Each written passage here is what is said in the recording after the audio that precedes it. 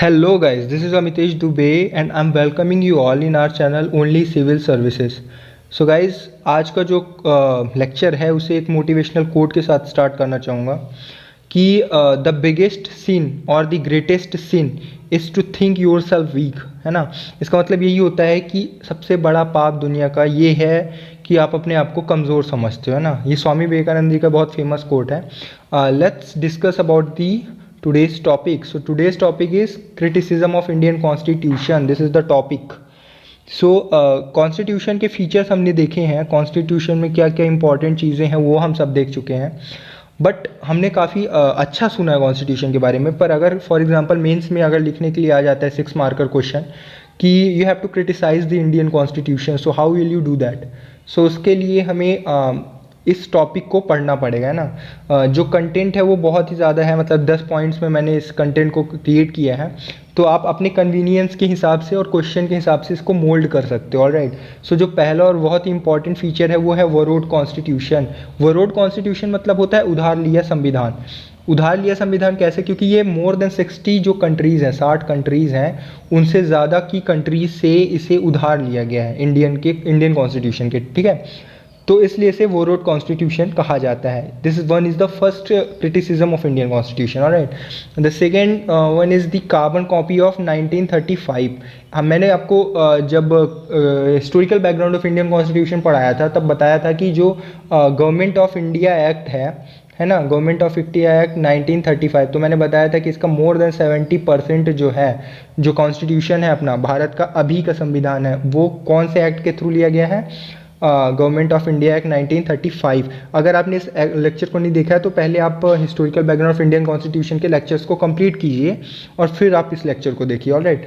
फिर आगे हम बढ़ेंगे तो जो थर्ड पॉइंट है वो है अन इंडियन और एंटी इंडियन। इसका मतलब क्या हुआ?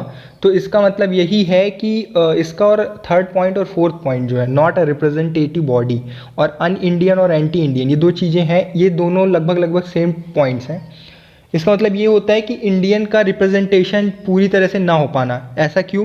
क्योंकि मैंने आपको बताया था कि जब कॉन्स्टिट्यूएंट असेंबली का इलेक्शन हुआ था तो इलेक्शन में जो इलेक्टेड मेंबर्स थे वो क्या थे? इनडायरेक्टली इलेक्टेड थे, आई मीन डायरेक्टली इलेक्टेड नहीं थे। तो इसीलिए जब डायरेक्टली इलेक्टेड नहीं थे तो पूरी तरह से रिप्रेजेंटेशन नहीं हो पाएगा। किसका नहीं हो पाएगा? इंडियंस का। तो इसीलिए एंटी इंडियन और अन इंडियन है। और लिखा हुआ है नॉट अ डेमोक्रेटिक बॉडी। अरे सिंपल सी बात है, डेमोक्रेसी का मतलब ही यही है कि रिप्रेजेंटेशन देना। किसका? पीपल्स का। तो जब रिप्रेजेंटेशन नहीं है पीपल्स का, so how it can be a democratic body? It is a non democratic body. So fifth point में अगर हम जाएं तो फिफ्थ पॉइंट बोलता है एलिफेंटाइन साइज। एलिफेंटाइन साइज मतलब होता है, इसका मतलब ये नहीं कि एलिफेंट की तरह बनाया गया है, इसका मतलब ये होता है कि एलिफेंटाइन साइज मतलब लेंथीएस्ट कॉन्स्टिट्यूशन और बल्कीस्ट कॉन्स्टिट्यूशन, मतलब संविधान सबसे बड़ा है इंडियन कॉन्स्टिट्यूशन।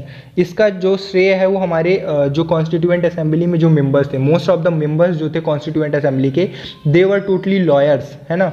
सो लॉयर्स के द्वारा ही बनाया गया था हमारा कॉन्स्टिट्यूशन। आप ऐसा भी कह सकते हो कि बहुत सबसे ज़्यादा majority of persons were lawyers, है ना। फिर सिक्स्थ जो क्रिटिसिज्म है कि टाइम कंज्यूमिंग। आपको पता होगा कि जो हमारा संविधान है वो बना है 2 ईयर्स 11 मंथ्स और 18 डेज, 2 साल 11 महीने और 18 दिन। और जो अमेरिका का संविधान है वो बना है आपके 4 महीने में। तो अगर 4 महीने में आप सोच सकते हो, इतनी बड़ी कंट्री अमेरिका भी है, तो वहाँ 4 महीने बन गया और हमारे कॉन्स्टिट्यूशन को ऑलमोस्ट 3 साल लग गए बनने में, है ना। तो टाइम कंज्यूमिंग था ये।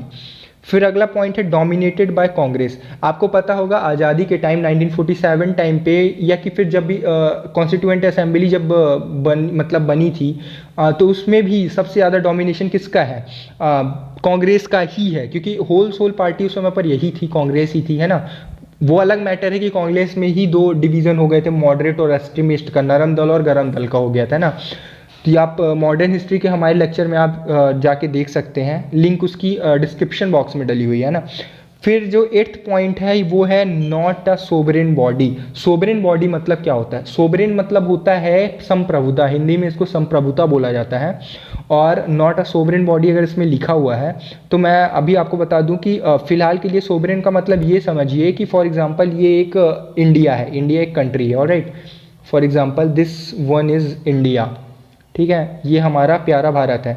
तो इस भारत के अंदर जो भी चीज़ें, जो भी डिसीज़न लिए जाएंगे, चाहे वो भारत के लिए हो, चाहे वो मतलब इंटरनेशनल रिलेशन को लेके हो, कोई भी मैटर पे डिसीज़न लेना होगा तो उसका फैसला कौन करेगा? उसका फैसला भारतीय करेंगे, है ना, इंडियंस करेंगे। कोई बाहर का, मान लीजिए अमेरिका का कोई व्यक्ति है या अमेरिका का प्रेसिडेंट ही है, फॉर एग्जांपल डोनाल्ड ट्रंप जी हैं, और अगर वो बोलते हैं कि आपको ऐसा चीज़ करना ही पड़ेगा, तो हम लोग के ऊपर बाइंडिंग नहीं है वो चीज़ की, करना ही पड़ेगा, है ना, क्योंकि हम क्या है, सोवरेन स्टेट है, हमारी मनमानी है, हमारी मन मर्जी है, जो हमारा मन आएगा वो हम करेंगे, because we are the sovereign nation.